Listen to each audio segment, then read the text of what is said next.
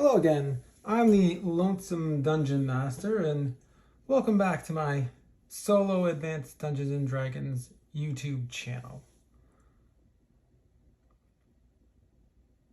As always, we are returning back to Gygax's The World of Greyhawk campaign setting, set in the nation of Ket, called No Regret in Ket. And we have 4 brave adventurers from the Brazen Monkey returning to Lorabas with their treasure and loot and in search of information about some of the things that they'd found out.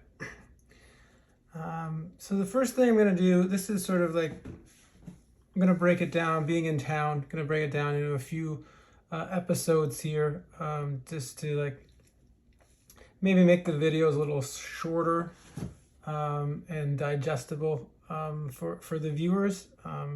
So today we're going to be back in Lorabas. We're going to sleep for most of the day because we traveled through the night to get here, and then we'll talk to Zahab, find out what's going on in town, pay for part of our monthly rooms, and then talk to Nushain about the curious tapestry that we found and what that may pertain to in the dungeons of Taroosh. That's what we have in store for us in this. I'm calling part 1 of Return to Lorabas. So I want to start by talking about the campaign growth. So we have some kind of inklings of what's happening to show that the campaign world is alive and growing in sort of areas of interest that we might want to follow up on.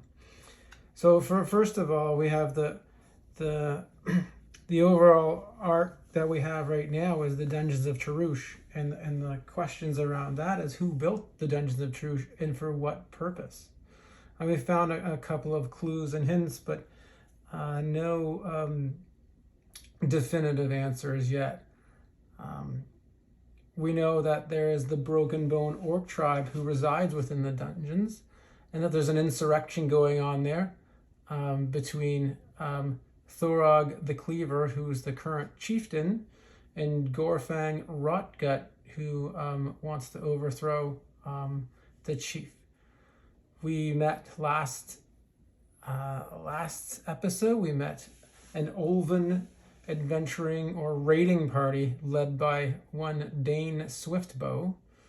And our questions around that is, where do they come from and how well are they known by the Lorabas leaders? Are they a threat to us? Can they help us? This we don't know quite yet. So those are sort of the campaign growth pieces that have happened thus far, and we may find out more after today. We come back into the inn after sleeping and resting. Jizna goes through her prayers and hopes that the Lady of Fate will look kindly upon them again. Zawar sort of studies his spell books and tries to put things to his memory. He still wants to find a mentor and get more powerful magic to cast and grow. To that end, we have got our experience points. I've collected them for each of our characters. We got 77 gold pieces each for the treasure. That's 250 gold pieces and 12 platinum pieces divided 4 ways. And so we take that 77. We still owe 90 gold pieces to Zahab for the inn for the month. We're only on day 4, so we have plenty of month left to come up with the rest of it. So we're going to put down 45 gold pieces each, so that we now only owe now we only owe about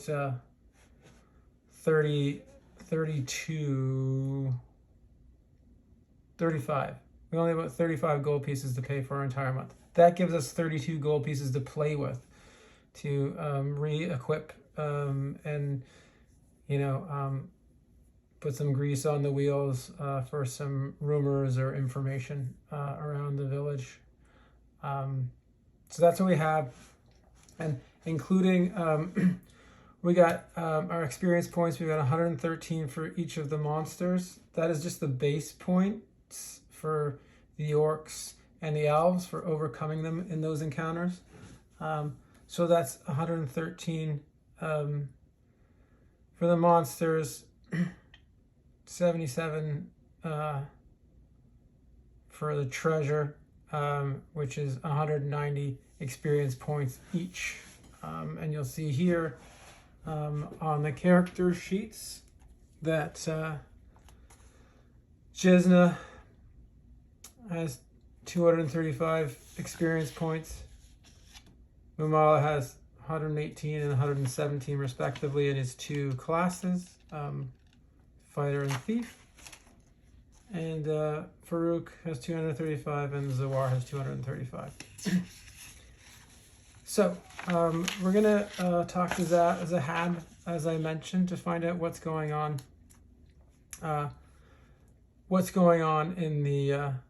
In the village daily.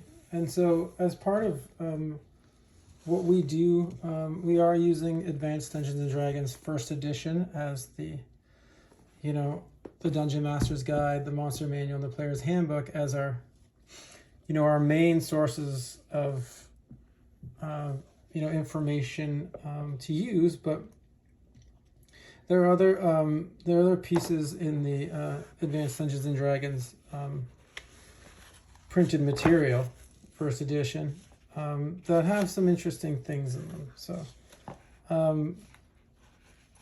the Oriental Adventures book has an interesting way of determining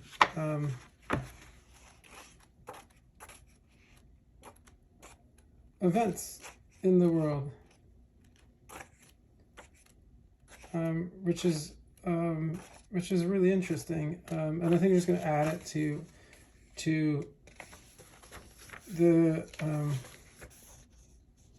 I'm just going to add it to like giving a Greyhawk spin on it, not a Taroosh spin on it. I did have it open to the right page, but we'll dig it out again. Events and encounters. So like 107. They have like yearly events, they have monthly events, and they have daily events. So as we look at sort of being in a village, it's more rural. So we're not going to do yearly. That's looking far ahead. We're not going to do monthly. That's looking still too far ahead. We're going to do a daily.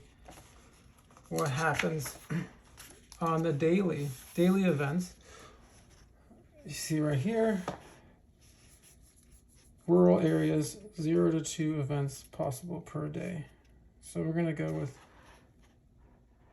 going to roll on the daily events chart and see if stuff happened twice. So 100%, percentile dice. Green is always the 10s, red is always the 1s. And we got a 62. What has happened in the last day since we were gone? 62 rural. A crime has happened. So a crime happened yesterday in town. What is that crime? Some crime, petty or notorious, has occurred and the player characters are privy to it. They may be friends of the victims or the accused, or they may be the victim. They may be witnesses to the crime. They may be requested or ordered to help catch the criminal. The DM can use this encounter as a basis for beginning of an adventure with the player characters. Okay, so Zahab he's not very happy right now. A crime has been committed in the village. I'm gonna suggest that obviously we weren't there for it. We weren't privy to it.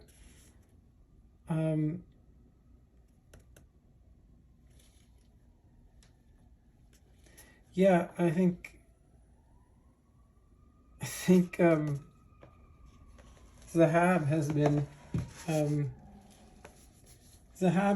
robbed of some monies. So Zahab was robbed.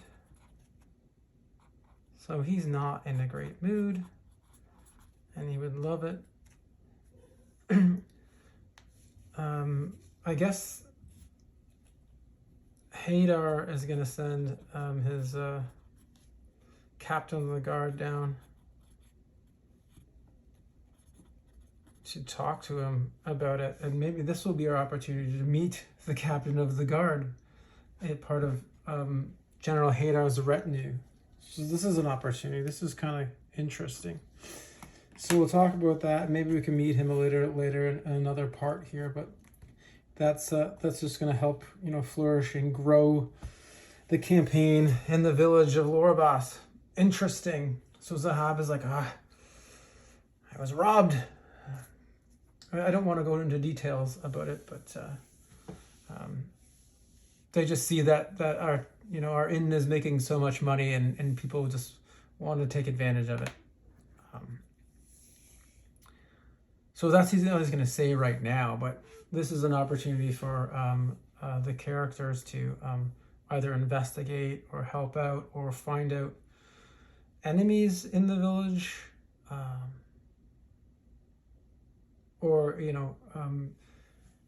again, the idea is to introduce to the captain of the guard, which we'll go through in a bit. But as of right now, for today, I don't want to get too off topic, but we do know that Zahab was robbed, and that the captain of Hadar's guard is coming by to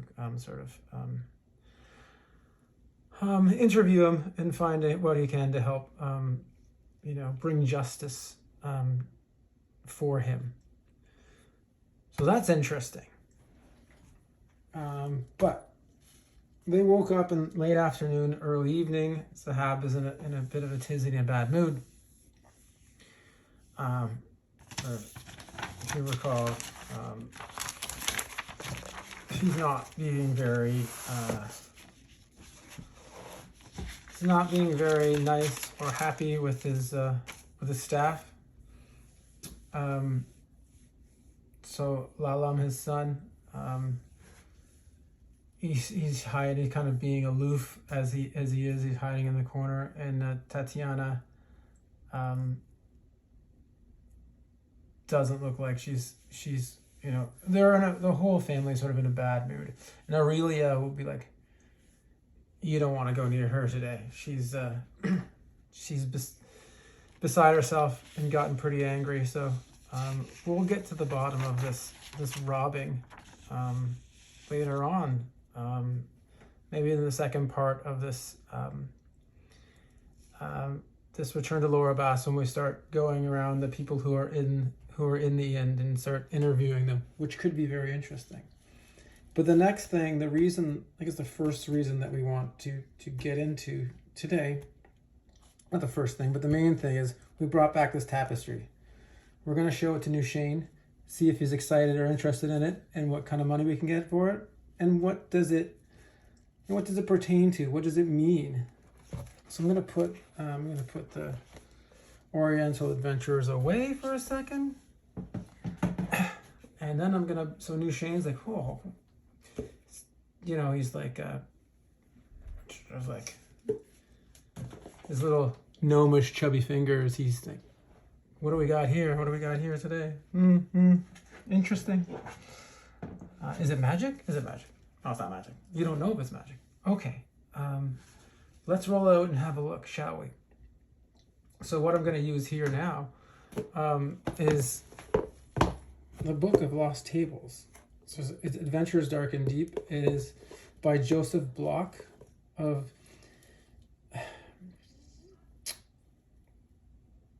the Greyhawk Grognard YouTube channel. He's very prolific. I would consider him to be a bit of a sage of Greyhawk lore and things like that. And he created the Adventures Dark and Deep game, which is his love letter to Gygax's Advanced Dungeons and Dragons, and what he thinks his second edition would have looked like. It's very interesting, but this book here is just it's a wonderful book of like filled with random tables and things like that. Are, I think, great for like making people think about sort of what things they could do, or like prompts, dungeon dressing, people, towns, villages. But for right now, we're looking for a tapestry depiction. What is on this tapestry?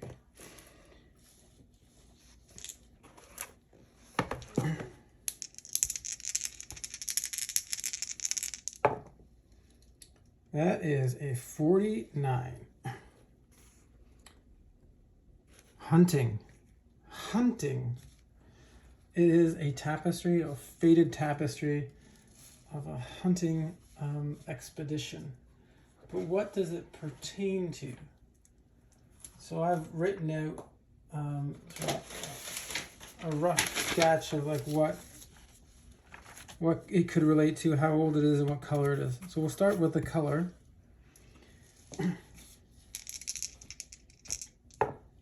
So the tapestry is green. So mottled kind of camo green, or olive green, I suppose it would maybe look like, because it's worn out. How old is this tapestry? 98. It is over 1,000 years old. That's old. And what is the source of the tapestry? I know it depicts hunting, but the source of the tapestry is 15, which is divine. So it's a good deity, an evil deity, an unknown deity. But it is a rudimentary tapestry that shows a hunting scene.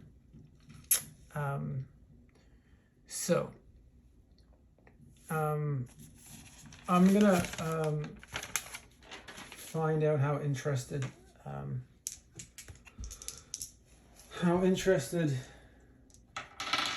Nushain is about it. That's a 5, so he thinks it may be worth something. He thinks it might be interesting, but he's not sure that he's the one to appraise it, because he's an astrologer. He looks to the stars. He wants to find out what's happening in the dungeons of Taroosh. He obviously wants to know. He's collecting information, but he's not an expert on divine history that have depictions of hunters, unless of course the hunter is like a constellation. We don't know that. So he's going to bring in the lore master to take a look at this tapestry and figure out what it means. So if we're going to go back and take a look at General Hadar's retinue.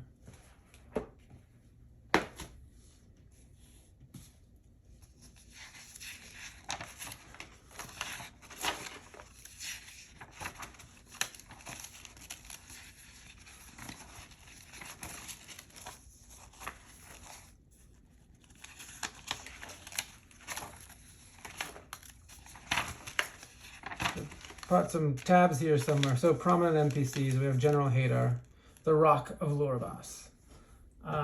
He's a 8th level human fighter. He's the Bay of the Kale of the Cenotaph. General tendencies, obsessive, personality is a bit abrasive. But his followers, or his retinue, is Mehmet, who is going to be his captain of the guard, who's going to come by later today to talk to Zahab, and the characters can sort of listen on or participate. And the lore master is Omer, who's probably knows about history, but like 1,000-year-old history. This is like ancient history, right? This is pre Backloonish history. And then there are other people. So there's Laird, the spy, Fundai, the cleric, and Nushain, the astrologer.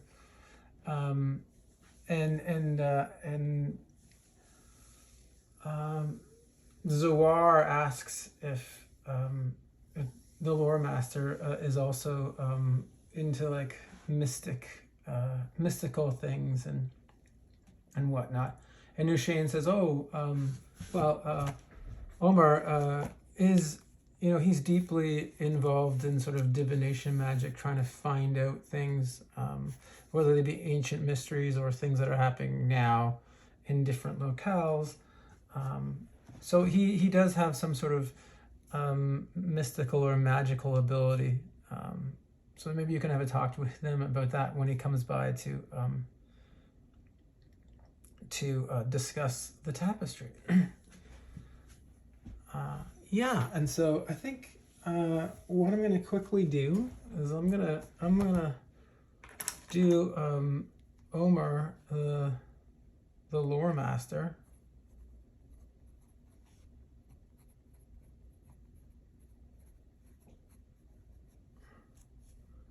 And we're gonna do his general tendencies.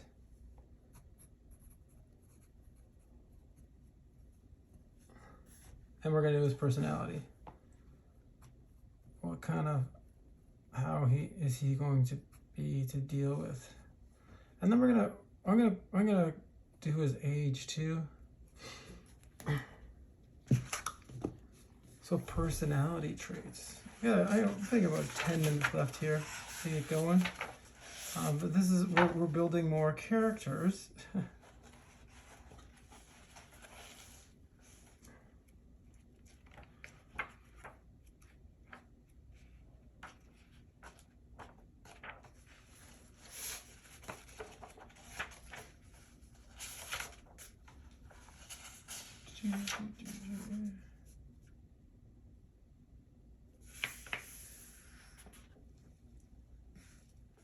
Okay.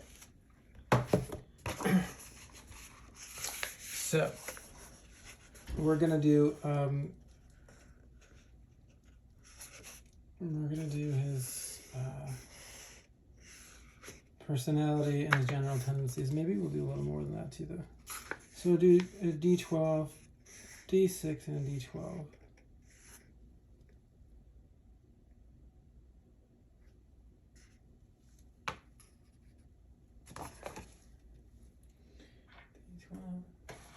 D6.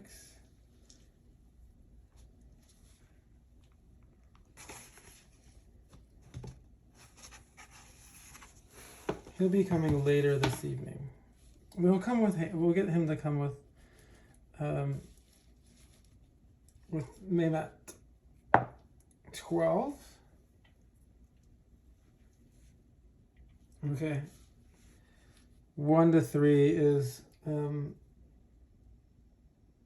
on the left side, and 4 to 6 is on the right side.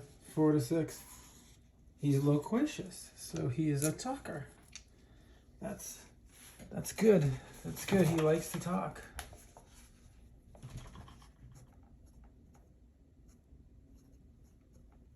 Loquacious. And his personality.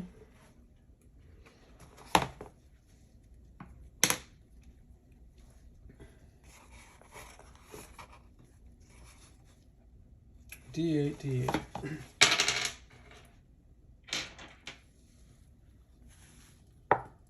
Five. He's average. And 2. He's arrogant. He's arrogant. He likes to talk, and he's arrogant. Loquacious. Arrogant. Wow. I wanna. I guess we'll do alignment too.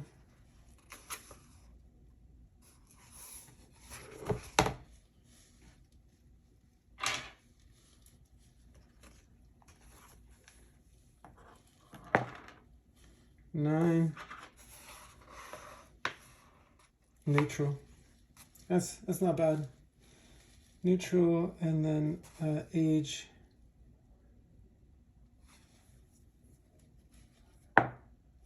Free.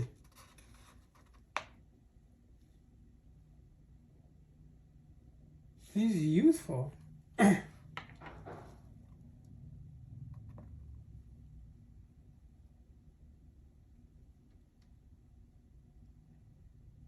And how does he appear? 10. Imposing. Okay, we're starting to get. So he's youthful.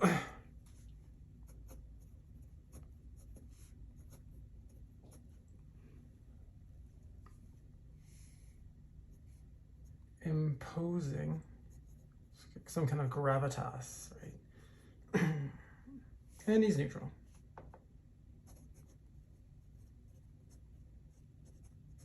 So what could he be like? Well, that's what he's like. How is this interaction going to go? I feel like which is, it is keeping in the theme of this scholarly lore master to want to talk about things. He would either have been like hiding out down in like dark rooms with candles, reading through his stuff all alone, or he'd be out there telling people all the wonderful things that he knows, which appears apparently so because he's arrogant. He might not want to listen to what other people need to do, and he looks young. So sometimes experience and maturity sort of temper arrogance, but he's youthful, and I imagine he's wearing like big, gaudy, voluminous robes. He's got like a well-kept beard, some nice headgear, and he almost looks like he's muscular because he's got so many layers of robing on.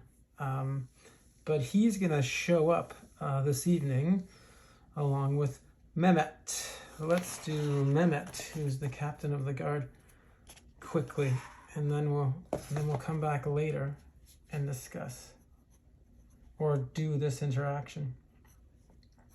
Mehmet. Okay, tendencies. Personality.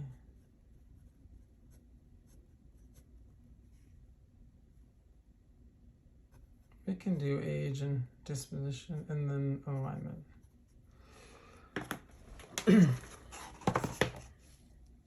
Wonderful. We're just building up more characters to interact with. This is going to be great. Okay. Personality, general tendencies. D12, D6. 3 is on the left side. D12 is 8.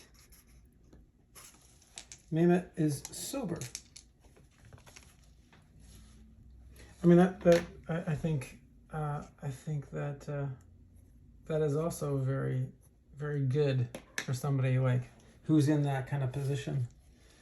And then his personality, D8, D8. 8, introverted. 1, retiring.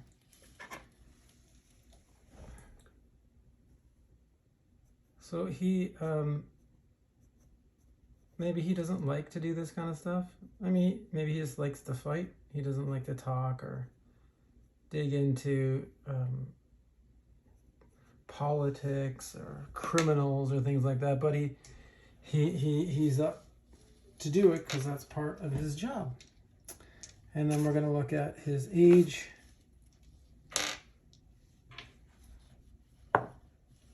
His age is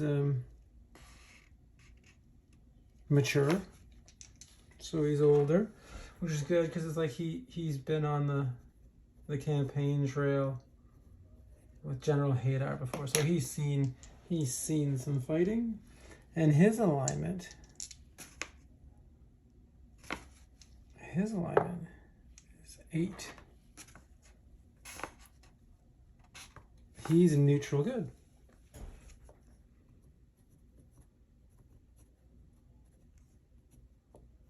Interesting, because the lawful neutral is the predominant alignment, but he's a good guy, and maybe he'll get along with Farouk, who's lawful good. And we also want to take a look at his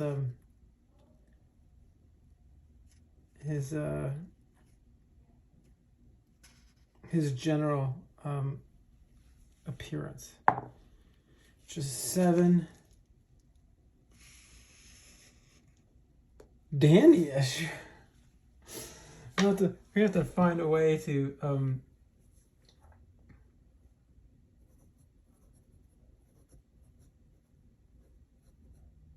like, he's into fashion, but he's not an extrovert. He's a bit retiring. I suppose he has a different personality for the way he dresses, right? He dresses like a, all pomp and circumstance or ceremony for like whenever the military is on a parade, the military is marching, or the military is getting medals or things like that. So he dresses like, in his best. So he probably doesn't want to be dirty. He gets down and dirty when on the campaign trail with Hadar, but now that they're in Lorabas and they're trying to, civilize and grow this community, he doesn't get his hands dirty anymore. So this will be interesting. Later on this evening, they'll come by the Brazen Monkey, and we'll have a talk with them. And so I think we're gonna call it there for part 1 of the Return to Lorabas. As always, give me a like if you like the video. It's always nice when we have new subscribers too. So if you want to subscribe to the channel, that would be great too. And if anybody has any comments about any of the procedures that I'm doing, or questions about any of this stuff, yeah, give us a few comments and let's get the conversation going. So as always, thank you for tuning in. We'll see you again soon.